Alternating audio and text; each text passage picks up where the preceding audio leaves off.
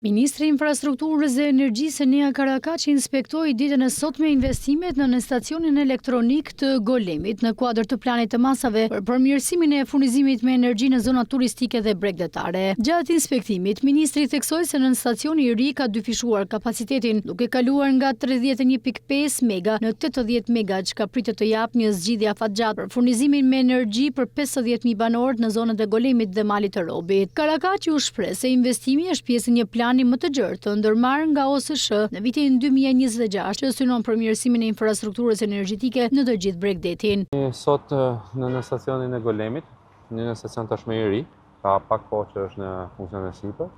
i cili dhe në kuadër të planit masave që Ministria dhe operatori i sistemit shpërndarjes kanë, për sa i përket zonave turistike dhe bregdetare. Ky në stacion në fakt është një stacion i ri, i cili kemi dyfishuar kapacitetin, duke i dhënë një zgjidhje pothuajse përfundimtare 50.000 banorëve që furnizon ky në stacion, duke përfshirë edhe zona turistike si Mali i Robit, Golemit, por që shkon deri në Qerret me furnizim. Por ndërkohë ne nuk jemi ndalur vetëm me këtë në stacion, pasi operatori i sistemit shpërndarjes ka një plan masash edhe për vitin 2026 për këtë zonë. Nga ana e tij, Dalipi bëri të ditur se OSSH është në një proces përmirësimi të balancimit të rrjetit në bashkëpunim me OST me qëllim menaxhimin më të mirë të flukseve të energjisë dhe shmangjen e mbikërkesave. Ai shtoi po ashtu se është hartuar dhe një plan për operimin me personel të shtuar gjatë sezonit veror.